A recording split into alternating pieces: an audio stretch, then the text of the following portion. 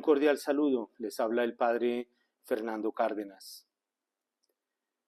A raíz de los últimos acontecimientos graves y tristes que se han dado aquí en Colombia, hemos visto una violencia en el lenguaje que pareciera que se convierte cada vez más en la norma, en la regla común, el insulto, el menosprecio, el desprestigio a la persona.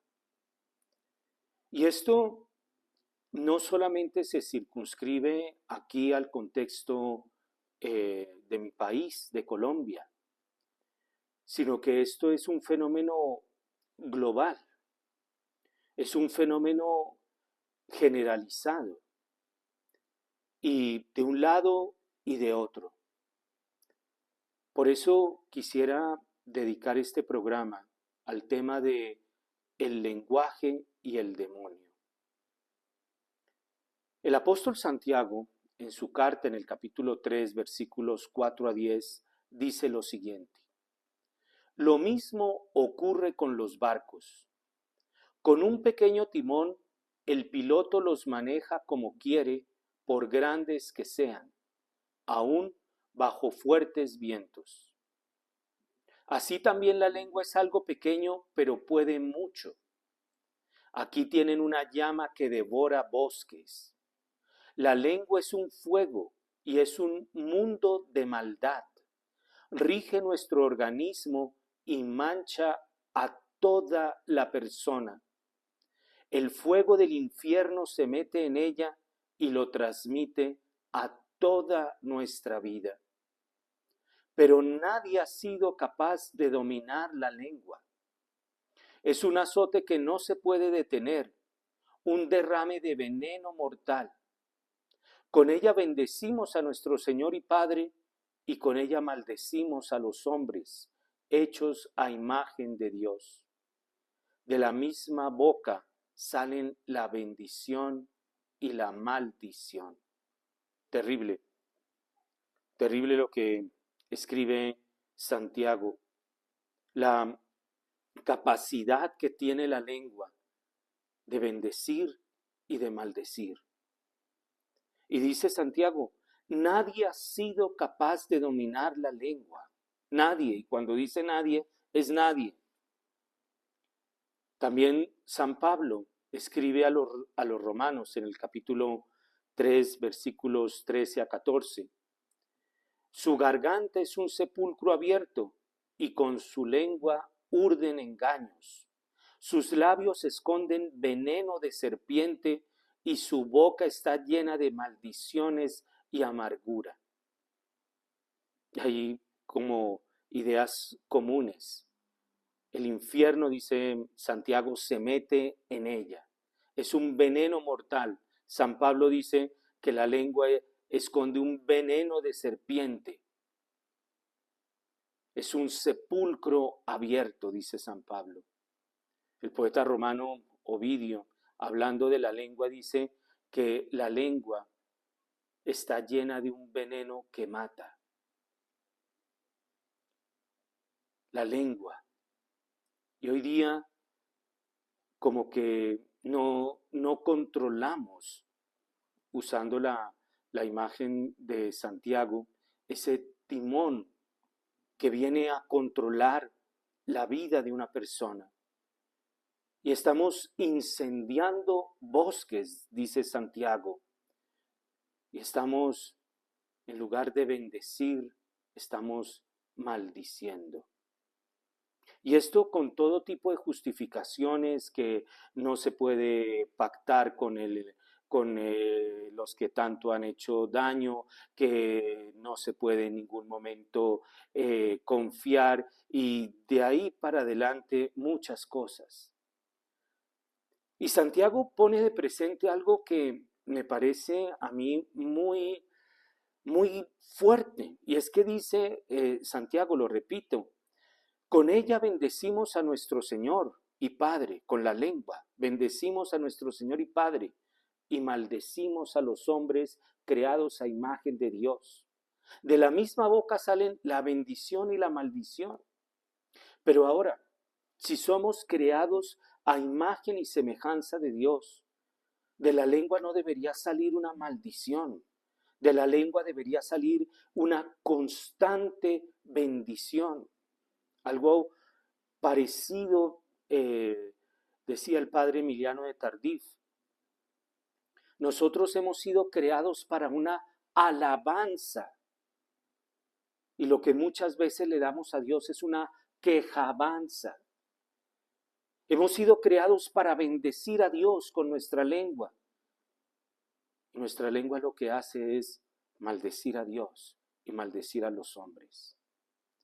Es la corrupción de la lengua.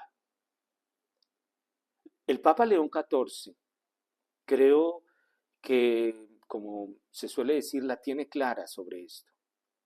El Papa León XIV dio un discurso el 12 de mayo a los representantes de los medios de comunicación. Y lo cito, discurso del Santo Padre León XIV a los representantes de los medios de comunicación, 12 de mayo de este año. Hoy, uno de los desafíos más importantes es promover una comunicación que nos saque de la torre de Babel en la que a veces nos encontramos, de la confusión de lenguajes sin amor, a menudo ideológicos o partidistas.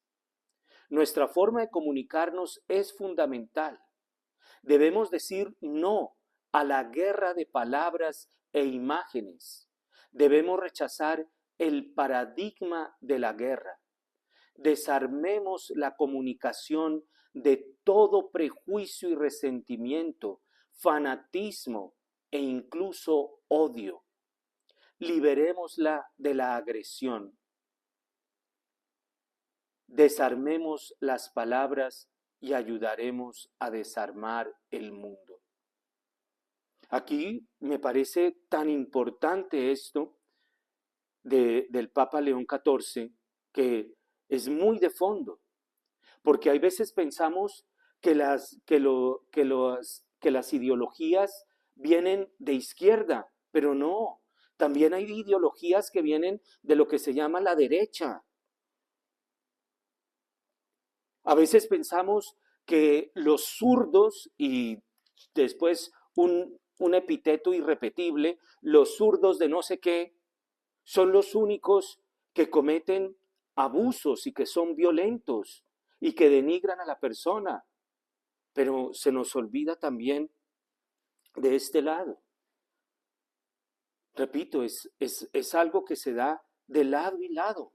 Y un cristiano católico no está llamado a estar o de este lado o de este lado. No, un cristiano católico está llamado es a bendecir con su lengua a Dios, Creador y Señor de todo. Un cristiano católico, vuelvo a retomar al padre Emiliano de Tardif, está llamado es a la alabanza, no a armar o armarse con su lengua. Así como hay sicarios que usan armas que pueden matar el cuerpo de una persona, así también pareciera que hay sicarios que usan la lengua. Y nuestro Señor dice, no le tengan miedo a los que puedan matar el cuerpo, tengan miedo a los que pueden matar el alma. Desafortunadamente se ha caído en esto. Una lengua que Dios nos ha dado para alabarlo se ha corrompido y ya no alaba a Dios. Es una lengua, como lo pone presente el Papa León XIV, una lengua sin amor, una comunicación sin amor. Y él es claro, debemos decir no a la guerra de palabras e imágenes. En una entrevista que se le hizo al hoy día Papa León XIV, pero en ese momento no era el papa, era cardenal, no, era padre, era sacerdote, no era obispo, no era cardenal, el padre Prevost, hoy Papa León XIV. Una entrevista que le hizo el Servicio Católico de Noticias. Y es una entrevista que se le hizo en el año 2012, con ocasión del Sínodo Mundial de Obispos sobre la nueva evangelización. En ese año se trataron los obispos sobre la nueva evangelización, año 2012. Y entonces el padre Prevost, repito hoy, Papa León XIV, pues participó en ese sínodo y se le hizo una entrevista. Y le hacen esta pregunta: ¿deberían los católicos tratar de eliminar o limitar drásticamente el uso de los medios digitales de sus vidas? Respuesta del entonces padre Prevost: creo personalmente que la respuesta, en lugar de dar la vuelta, está en el área de la formación. ¿Cómo enseñamos a la gente a convertirse en pensadores críticos? ¿Cómo enseñamos a la gente a entender que no todo lo que escuchas o todo lo que lees debe tomarse al pie de la letra? ¿Y cómo llegamos a dar a las personas la formación que necesitan para leer algo o escuchar algo y ser capaces de discernir, si se quiere, para entender el mensaje subyacente que se está comunicando en un mensaje? Y que ese mensaje subyacente puede ser muy diferente o ser un mensaje muy sutil que tiene graves consecuencias para el futuro de la sociedad. Digamos, ¿qué puede o no ser entendido como parte de un panorama mucho más amplio? Entonces, en ese momento, el hoy Papa León XIV se preguntaba, bueno, antes de ir a eliminar las redes sociales, hay que formarnos para tener un pensamiento crítico. Es que hoy día es realmente algo no solamente triste, sino que exige una respuesta, porque se duda del magisterio del Papa, pero no se duda de un comentario de aquel o tal personaje. No, no, es que lo dijo tal persona. Se ataca al Papa, pero hay de que uno llegue a mencionar algo contra alguno u otro personaje de un lado o de otro. Hay que formar este pensamiento crítico. Y el Papa, en este momento el padre Prevost, él decía, también entender cuál es el mensaje subyacente, que puede llegar a tener graves consecuencias para el futuro. Miren ustedes, por ejemplo, en, en algunos países, es interesante, en algunos países, tanto de un lado como de otro, vienen a descalificarse sectores de la sociedad y se les descalifica como de una manera como burlona, burlesca. Entonces, en algunos países se les dice los fifís, en otros países los blanquitos, en otros países los zurdos de no sé qué. Y se descalifica y se descalifica y se descalifica. Pero ahí, en ese tipo de comunicación nos están diciendo algo. Nos están diciendo que hay que dividir y que la sociedad está dividida entre fifís y no fifís, entre blanquitos y no blanquitos, entre zurdos de no sé qué y otros de sí sé cuándo.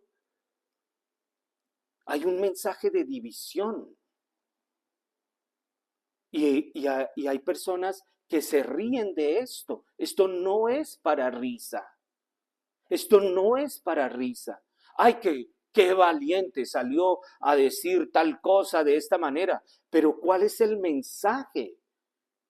Los está desprestigiando, los está excluyendo, los está estigmatizando. Por ejemplo, algo que es interesante también, en muchos países, con diferentes colores, banderas, lo que sea, están los, el eslogan, eh, abrazos y no balazos, la paz. La paz total, la paz, la paz, la paz. Eso mismo decía Hitler. Él decía que él había llegado no para destruir, ¿no? Sino para construir. Pero lo que no nos decía o lo que no les decía al pueblo alemán es que iba a construir sobre las ruinas, que iba a ocasionar su política de odio.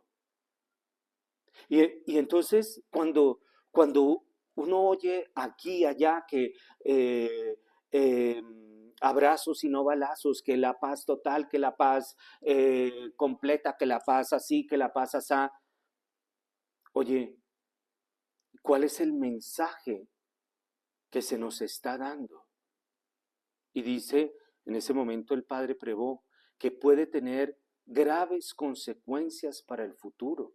Y hay que entonces analizar críticamente, oye, no todo el que te diga a ti que abrazos y no balazos es el que quiere construir realmente una sociedad pacífica, no solamente eso. Aquel que te diga, no, la paz total no solamente quiere construir una paz total. Hay que tener, Padre Prevot, ¿cómo hacemos para que las personas sean capaces de discernir el mensaje subyacente que se está comunicando en un mensaje y que es muy diferente al mensaje que se transmite? No, vamos a perseguir los delincuentes, que los delincuentes paguen la pena que merecen, que se cumpla la justicia. E inmediatamente, abrazos, no balazos. Oye, ¿atrás qué hay? ¿Atrás qué hay? ¿Cuál es el mensaje que se está dando? Uno de los principios es el de ayudar a la persona a que reforme su vida. Uno de los principios en la legislación penal, a que reforme su vida. Y con abrazos, ¿será que es que a punta de abrazos es que va a reformar su vida? Uno de los principios para reformar la vida es que hay que asumir las responsabilidades y si se cometió un delito que merece una pena, pues se paga la pena. Y no hay lugar a abrazos, no hay lugar a felicitarlo, no, hiciste algo mal, tienes que pagar la pena. Entonces el mensaje, hay que discernir ese mensaje subyacente. ¿Cómo podemos entender que se hable de paz total cuando por otro lado vienen no sé cuántas masacres, cuántos atentados, cuántos beneficios a personas que lo que deben es asumir y pagar sus acciones ante la justicia? Pero mira cómo se corrompe la lengua, se corrompe a punta de chistes, eslóganes, burlas, se corrompe. El Catecismo de la Iglesia Católica en el numeral 108 dice lo siguiente, miren la importancia, es que esto no es simplemente, es que escribió eso en una red social y eso nadie lo lee porque estaba en tal o cual condición y tenía estos errores, eso nadie lo entiende. No, no, no, no, no. Hay algo de fondo y por eso hay que entender el mensaje que se nos está dando, hay que ser críticos. Y esto no solamente con un lado, sino también con el otro, con todos. Catecismo de la Iglesia Católica numeral 108. El cristianismo es la religión de la palabra de Dios. Que se corrompa la palabra en un cristiano católico es corromper lo que es el cristianismo. El cristianismo es la religión de la palabra de Dios. Y continúa en el numeral 101 el catecismo. En la condescendencia de su bondad, Dios para revelarse a los hombres les habla en palabras humanas. Y esta palabra que usa el catecismo, en la condescendencia. En descender con. Dios descendió con nosotros los hombres. Se hizo hombre, va a decir San Pablo, tomó la condición de esclavo. Nos habló como nosotros hablamos con nuestro lenguaje. Es el descenso de Dios para hablarnos con nuestras palabras. El Papa Benedicto XVI tenía una expresión muy bonita. Él decía, y además de bonita, profunda, él decía, Dios es un Dios que permanece agachado ante el hombre, que se agacha. Y Dios viene a enseñarnos a hablar, a enseñarnos a bendecir, a enseñarnos a dirigirnos a Él. Santo Tomás de Aquino, él dice lo siguiente, ¿qué gracia es mayor? ¿La creación del mundo de la nada, el que existamos? ¿O que Dios, después de crear el mundo, haya decidido revelarse y comunicarse a nosotros? ¿Cuál de las dos gracias es mayor? ¿O la creación de la nada que nos creó? ¿O que se haya Dios, que se haya decidido a revelarse, a comunicarse a nosotros? Y Santo Tomás dice, es infinitamente superior la segunda, que haya decidido comunicarse con nosotros. Por eso el cristianismo es, lo dice el catecismo, es la religión de la palabra de Dios. Dios salió a nuestro encuentro con la palabra hecha carne. Vino a hablarnos con nuestras palabras, a enseñarnos cómo dirigirnos a Él con nuestras palabras.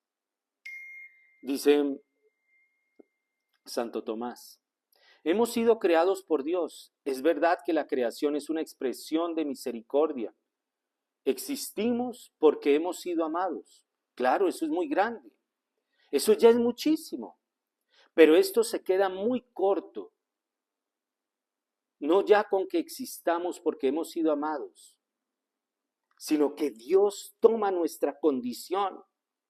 Es que Dios no se limitó, esto no se limitó a crearnos. Hay más. Dios descendió para hablarnos. Dios descendió para comunicarse con nosotros. Y por eso Dios se convierte en un interlocutor nuestro. San Antonio de Padua. San Antonio de Padua, él decía, la oración es una relación. Y esto es diferente de las técnicas orientales, el yoga, el budismo, todas esas técnicas donde es yo con yo y yo me hablo y yo me hablo a yo y yo le digo a yo y yo y con yo y yo y yo y yo. No, el cristianismo es tú, tú. Es una relación porque Dios mismo lo permitió. Si Dios no hubiera descendido, pues no nos hubiera enseñado a decir Padre, Abba, a comunicarnos con Él diciendo Padre nuestro. Y al ser este interlocutor es porque Dios mismo quiere comunicarse con nosotros. No solamente nos creó y ya nos dejó ahí, no, sino que viene a hacerse como nosotros para hablar con nosotros. Y por eso Santo Tomás dice, es mucho más el hecho de que Él decidió descender y hacerse uno como nosotros. En el documento de Iberbo, número 13, se dice lo siguiente: la palabra de Dios expresada en lenguas humanas se hace semejante al lenguaje humano como la palabra del Eterno Padre, asumiendo nuestra débil condición que se hizo semejante a los hombres. Ojo con esto. La palabra de Dios expresada en lenguas humanas se hace semejante al lenguaje humano.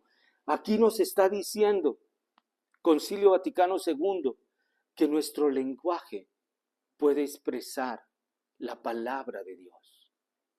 ¿Acaso no es esto lo que decimos en cada misa? Palabra de Dios, te alabamos, Señor. Por eso la corrupción del lenguaje duele tanto a Dios. Es una deformación, es una perversión del destino del lenguaje. Por eso hablar mal de alguien, maldecir, es pecado. Pecado en un sentido etimológico es, tú tienes un objetivo, hagan de cuenta un blanco. Y entonces, cuando uno falla el blanco, eso es el pecado. Fallaste. En lugar de bendecir, de alabar, de agradecer, fallaste, estás maldiciendo, destruyendo, dividiendo. En lugar de que la palabra de Dios expresada en lenguas humanas se hace semejante al lenguaje humano, el lenguaje humano se hace semejante a la manera como Dios quiso comunicarse con nosotros.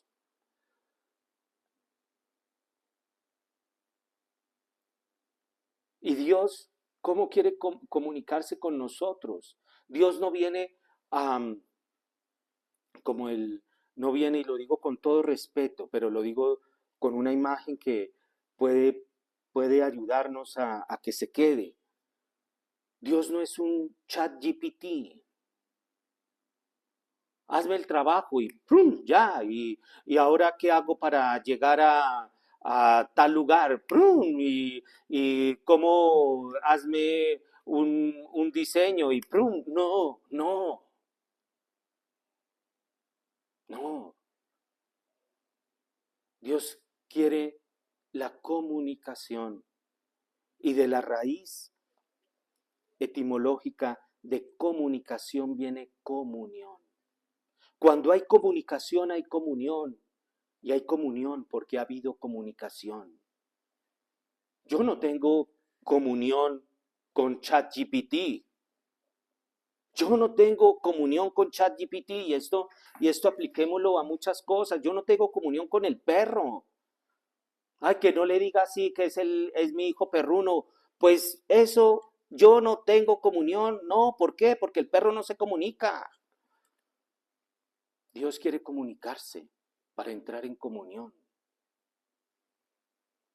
No consiste en decirte cosas, sino que entramos en el diálogo, en la intimidad, en ese diálogo íntimo, en esa comunicación íntima que hay entre el Padre y el Hijo.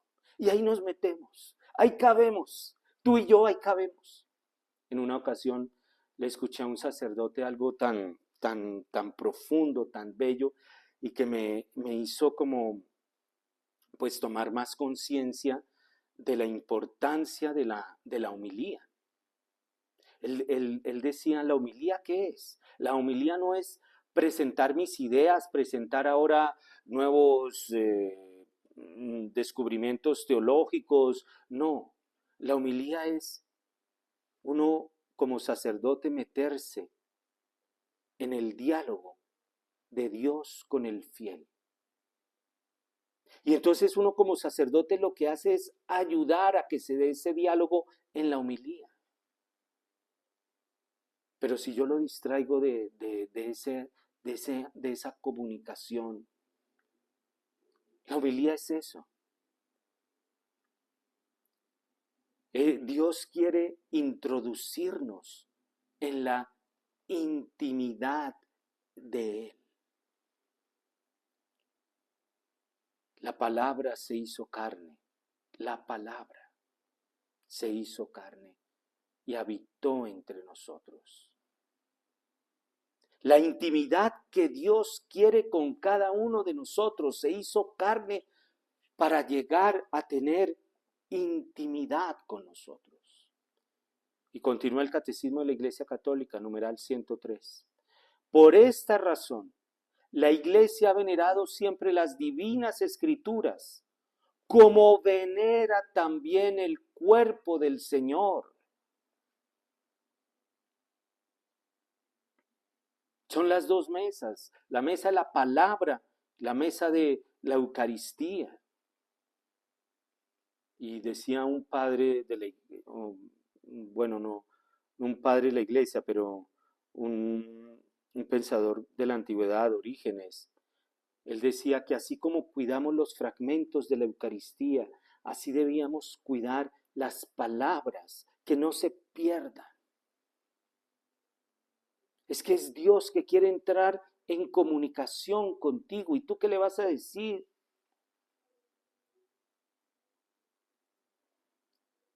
La Iglesia ha venerado siempre las divinas escrituras, como venera también el cuerpo del Señor.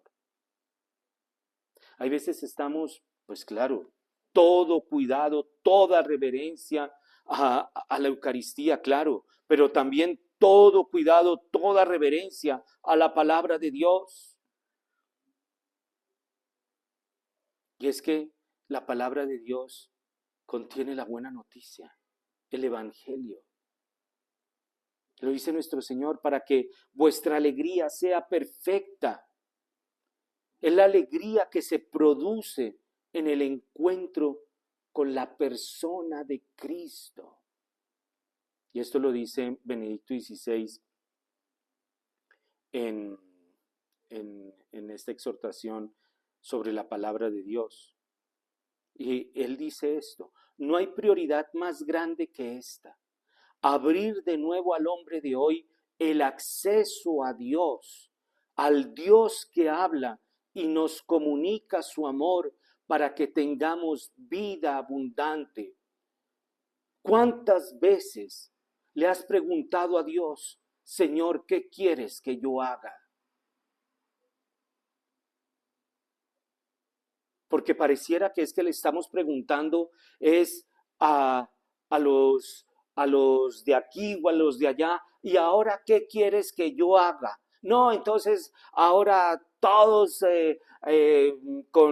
diciéndole fifí, y ahora otros diciendo zurdos de no sé qué, y entonces yo me pongo aquí a decir fifí, o yo me pongo allá a decir zurdos de no sé qué. Y te has preguntado es en primer lugar, lo que Dios quiere que tú digas,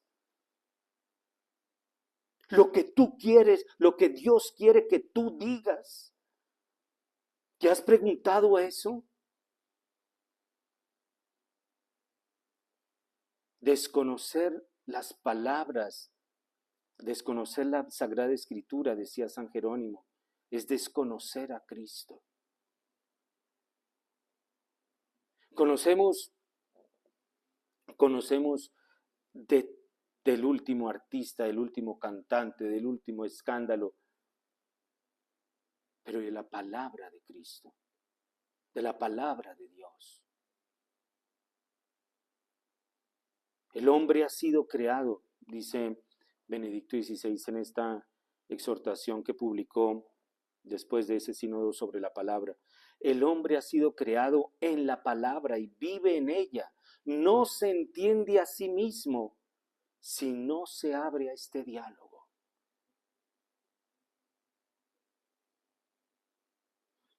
No nos entendemos si no nos abrimos al diálogo con Dios. Papa Juan Pablo II, Cristo le revela al hombre lo que significa ser hombre, pero si tú no tienes ni idea de lo que Cristo te está diciendo, pero sí sabes perfectamente lo que lo que aquel está diciendo, no se entiende a sí mismo el hombre. Esa palabra es el fundamento de toda realidad. Es que la palabra tiene una fuerza. Imagínate todo lo que hemos dicho, que la palabra es capaz de alcanzar a Dios, porque Dios nos ha enseñado cómo alcanzarlo, nos ha enseñado cómo hablarlo, nos ha dado una lengua para proclamar su palabra, para bendecirlo. Esa palabra fue la que creó todo, es el fundamento de todo lo que existe. Por medio de la palabra se hizo todo, dice San Juan, por medio de la palabra se hizo todo y sin ella no se hizo nada, todo fue creado por Él y para Él. Carta a los Colosenses. Todo, la palabra del Señor hizo el cielo, el aliento de su boca, sus ejércitos. Imagínate la fuerza de la palabra de Dios. Toda criatura es palabra de Dios en cuanto que proclama a Dios, dice San Buenaventura. Y esto lo dice la Sagrada Escritura, Salmo 19. El cielo proclama la gloria de Dios, el firmamento pregona la obra de sus manos. La palabra de Dios nos impulsa a cambiar nuestro concepto de realismo. Realista es quien reconoce en el verbo de Dios el fundamento de todo.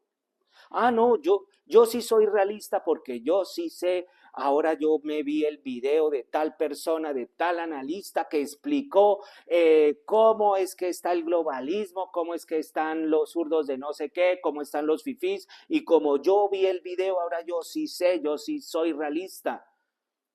No, realista es quien reconoce en el verbo de Dios el fundamento de todo. Sí, tú puedes saber mucho, sí, puedes saber mucho. Puedes haber leído mucho, puedes ser un gran orador, sí. Pero si no conoces la palabra de Dios, no eres realista. Eres un ideólogo. Vives de ideas. Vives de ideas. El pensamiento crítico, generar el pensamiento crítico. Es que es la fuerza de la palabra de Dios. Que esa fuerza la conoce el demonio. El demonio quiere tomar, robar, pervertido y pervertidor, como decía Pablo VI. Él quiere pervertir esa palabra de Dios y lo ha venido haciendo a lo largo de los años. Fíjate, por ejemplo, con Martín Lutero. No, yo ahora decido que estos libros no son inspirados. ¿Y de dónde? No, porque yo los decido. Bueno, pues sáquelos. la sola escritura de los protestantes, de Martín Lutero. Es un cuerpo sin alma. Dios quiere comunicarse con palabras humanas. Y ahora decimos, no, no, no, no. Ahora son mis palabras las que determinan cómo Dios debe hablarme a mí. Mira, todo al revés. Lo pervirtió, lo pervirtió. El demonio es astuto, el demonio conoce. El demonio no tiene barro para crear. Pero entonces quiere robar el barro de Dios para destruir y pervertir. ¿Y cómo la ha robado? Pues por lo dicho, la palabra que quiere comunicarse, y en este sentido que enseña el catecismo, que enseña el magisterio de la iglesia, quiere comunicarse la palabra de Dios para entrar en comunión. Y la toma el demonio. Es para generar no comunión, sino división. No comunión, sino odio. No para comunicarse, sino para yo ganarle al otro. Por eso el Papa León XIV, en ese discurso a los representantes de los medios de comunicación, decía lenguajes sin amor, lenguajes ideológicos, sin amor. Y esto por la falta de escucha. Una de las maneras es la falta de escucha. No escuchamos. Y volviendo a lo que en ese momento el padre Prevot decía, no escuchamos el mensaje subyacente que hay. No lo escuchamos. Mire, por ejemplo, el primer ministro en ese momento de Inglaterra, Neville Chamberlain, que fue allá donde Hitler firmó un tratado de paz y lo ondeaba, pero no escuchó todo el lenguaje que venía de odio, de supremacía por parte de Hitler. No escuchó. Y ese tratado de paz quedó vuelto trizas meses después por la falta de escucha. Porque la palabra de Dios revela la posibilidad dramática por parte de la libertad del hombre de sustraerse de ese diálogo que Dios quiere entablar con cada uno de nosotros. Imagínate, dejaste a Dios, con esta expresión coloquial, con la boca abierta, no lo dejaste hablar. Él quiere comunicarse contigo, no. La palabra divina, y estoy citando el documento sobre la palabra de Dios de Benedicto XVI, la palabra divina desvela también el pecado que habita en el corazón del hombre. Con mucha frecuencia, tanto en el Antiguo como en el Nuevo Testamento, encontramos la descripción del pecado como un no prestar oído a la palabra. No quiero, no quiero, no quiero. La Sagrada Escritura nos muestra que el pecado del hombre es esencialmente desobediencia y no escuchar. No escuchar. Cuando, por ejemplo, el libro del profeta Jeremías, cuando yo saqué a sus padres de Egipto, no les hablé ni les ordené nada referente a sacrificios y holocaustos. Lo que les mandé más bien fue esto: escuchen mi voz. Primera carta a los tesalonicenses. De ahí que no cesamos de dar gracias a Dios porque al recibir de nosotros la enseñanza de Dios, la aceptaron, no como enseñanza de hombres, sino como palabra de Dios. Y atrás de esta desobediencia, de esta falta de escuchar, está lo que dice el Catecismo de la Iglesia Católica en el numeral 391. Detrás de la elección desobediente de nuestros primeros padres se halla una voz seductora opuesta a Dios, que por envidia los hace caer en la muerte. Está una voz seductora. Y Etimológicamente la palabra seducir, pues tiene ese prefijo se, que es separación, de separación, y ducere, seducir, separación, ducere, que es guiar, conducir. Entonces, es la corrupción de la palabra.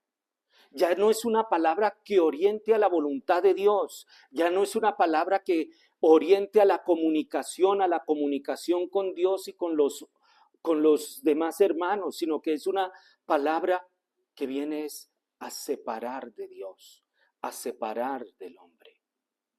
Es un cáncer, es un cáncer.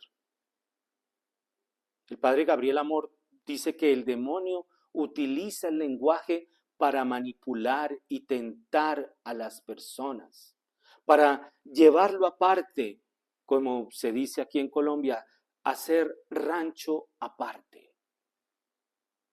Y en este sentido, pues, ¿cómo enseñar a esto?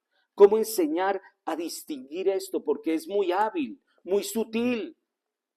Yo creo que uno de los criterios es leer todo el panorama, todo el panorama. No quedarnos solamente con un trocito, no. Pedir la luz del Espíritu Santo. Y si eso me lleva a la comunión con Dios y con los hermanos. Porque esta palabra corrompida, pues se usa muchas veces para herir, para lastimar al otro.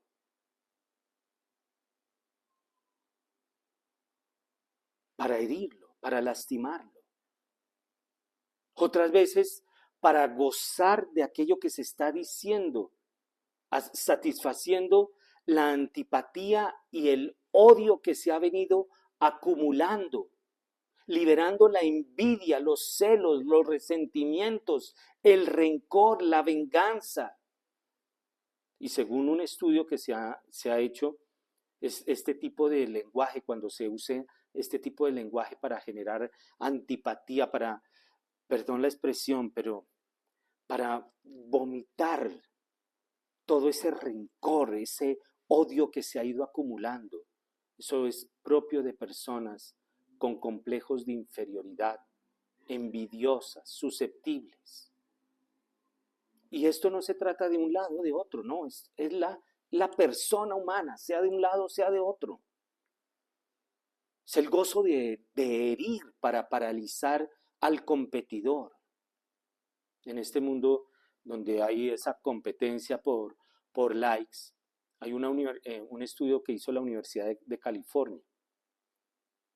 Y allí con los que participaron de ese estudio, habían mentido una vez, todos, habían mentido una vez cada 8 minutos. Los más sinceros, todos mintieron, pero los más sinceros mintieron una vez cada 8 minutos, lo que decía Santiago en su carta. Nadie domina su lengua. Se humilla, se ridiculiza, mostrando los defectos, la incapacidad. Ah, tú no sabes de economía, tú no tienes ni idea de política, eres un cabeza de chorlito. Son respuestas que se han dado. Todo tipo de etiquetas. Y por eso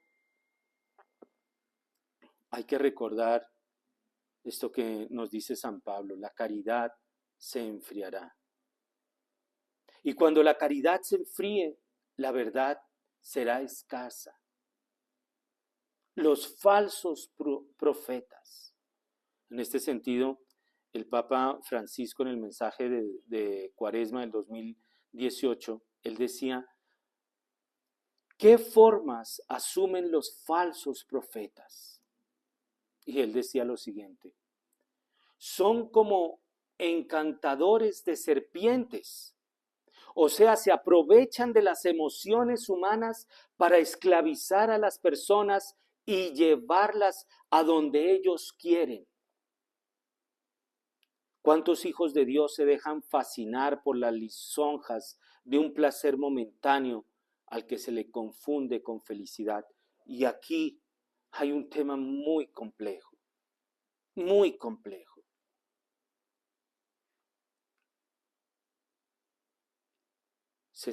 Estamos cayendo en las lisonjas y estamos recogiendo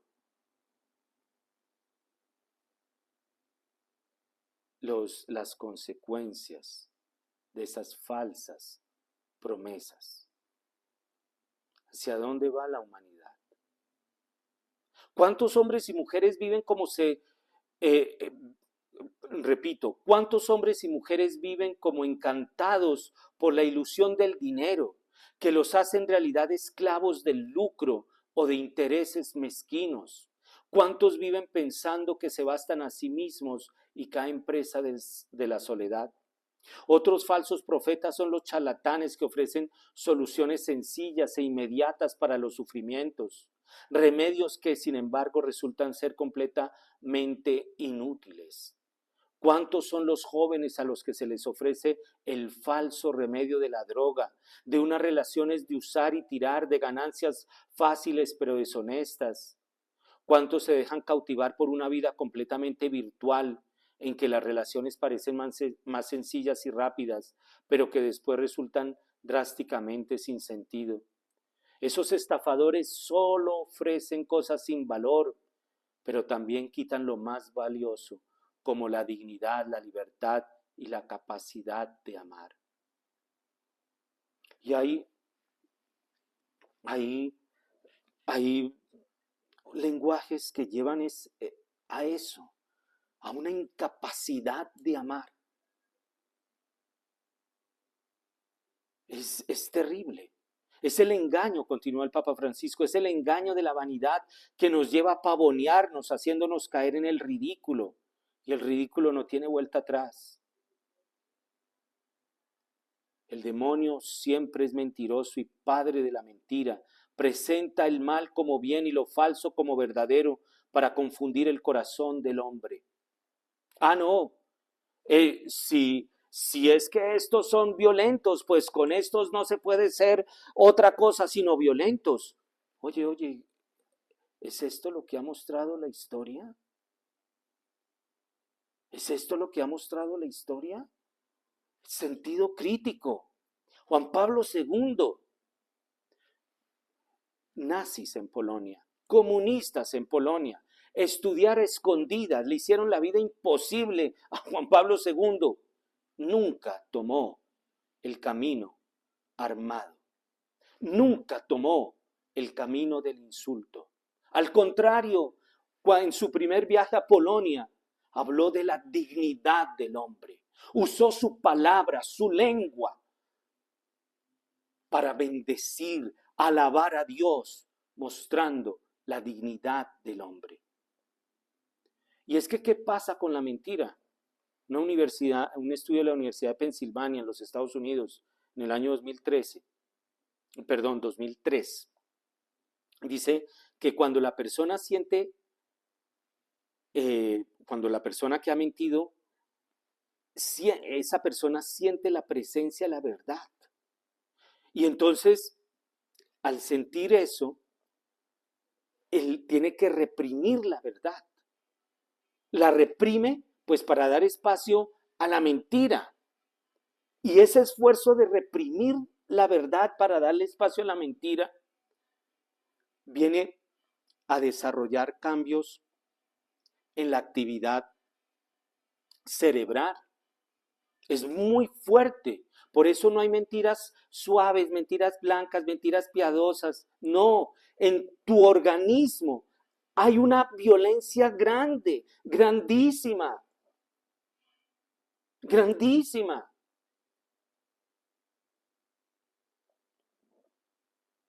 Hay que el organismo tiene que como recomponerse después, a ver cómo recompone ese desorden que entró. Es como si tú en tu armario de vestidos, de lo que tú te pones, ahora le vas a echar basura. Y entonces tienes que arrumar los vestidos, las camisas elegantes que tú te pones para que la basura no la manche. Pero la pones ahí y va a quedar oliendo fea, va a quedar oliendo feo. Por eso, ante esto que, y es que hay diferentes tipos de personas que usan este tipo de lenguaje. Aquí tengo eh, un libro interesante del doctor Ricardo Castañón que pues él es doctor en psicología clínica, especializado en medicina psicosomática, neuropsicofisiología cognitiva, bioquímica, ha realizado estudios universitarios en Italia, Alemania, bueno, en fin. Y él tiene este libro que se llama Hábitos y actitudes cuando la palabra hiere. Y él habla de diferentes tipos de personas que usan, que han caído en la depravación, en la perversión del lenguaje. Y estos hay que desenmascararlos. Son los falsos profetas, los charlatanes que usan las emociones, y viven alimentando emociones. No, yo no he visto en algunos de estos analistas unir. No he visto eso. He visto casi siempre que hay un enemigo. Y le ponen entonces el nombre, el woke, el globalismo, los zurdos, la nueva izquierda, la nueva derecha, la batalla cultural, lo que sea, los fifí, lo que sea. Es aquí y allá, es aquí y allá, en todo lado. Pero no he visto que quieran unir. No. Lo que generan es sospecha. Está, por ejemplo, el beligerante verbal. Es una persona impulsiva. No se detiene, no se detiene. Hay más de uno representando eso y que canta y el rugido del león y no sé qué. Primario. Y la gente aplaudiendo a una persona primaria, impulsiva. ¡Qué peligro! ¡Qué peligro! Ah, no, pero el padre lo está criticando, como me han dicho algunas veces. El padre lo está criticando, pero si van y salen a criticar al papa, no pasa nada.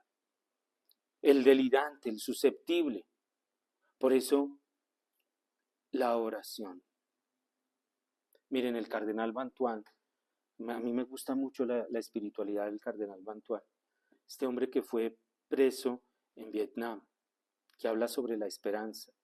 Él cuenta en su libro de ejercicios espirituales que en muchos momentos en la cárcel tuvo una incapacidad de rezar, pero él se aferró a las palabras de la oración de la iglesia, al Padre Nuestro, al Ave María. Él anotaba textos del Evangelio.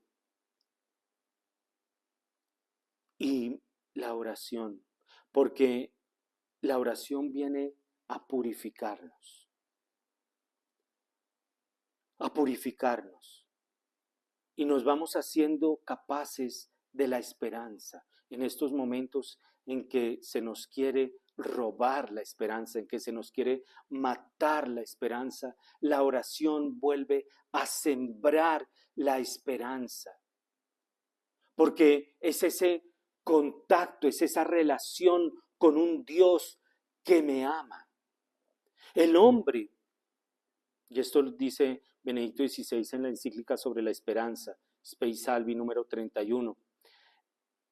En la oración el hombre ha de aprender qué es lo que verdaderamente puede pedirle a Dios, lo que es digno de Dios. Ha de aprender que no puede rezar contra el otro. Ha de aprender que no puede pedir cosas superficiales y banales que desea en ese momento. La pequeña esperanza equivocada que lo aleja de Dios. Ha de purificar sus deseos y sus esperanzas. Debe liberarse de las mentiras ocultas con que se engaña a sí mismo. Dios las escruta y la confrontación con Dios obliga al hombre a reconocerlas también. Oye, yo hago esto para ganar likes.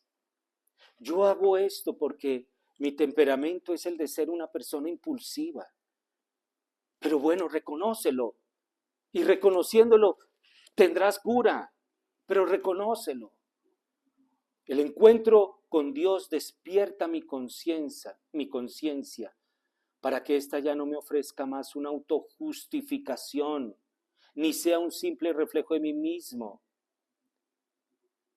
Para que la oración produzca esta fuerza purificadora, debe ser por una parte muy personal.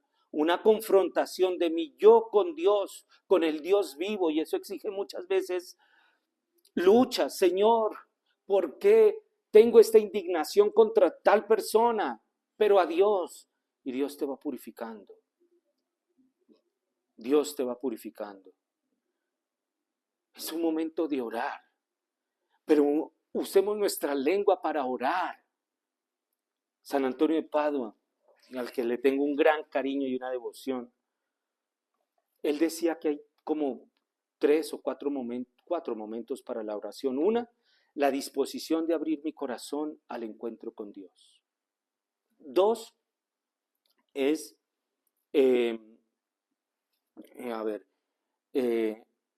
aquí se me olvidó ahorita, la siguiente, a ver si me acuerdo, la siguiente es pedirle a Dios. Y la tercera, la cuarta, darle gracias a Dios. La primera, una disposición. La segunda es alabar a Dios, bendecir a Dios. La tercera, pedirle a Dios. Y la cuarta, darle gracias a Dios. Y para esto tenemos este compañero que es un maestro, que es nuestro ángel de la guarda. Invoquémoslo.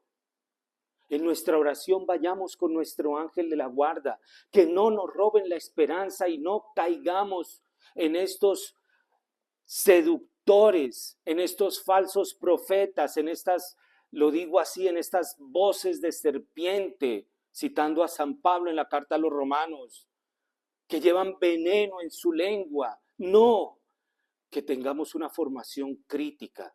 Y a esto nos lleva el ángel de la guarda, porque Él es un maestro en la oración.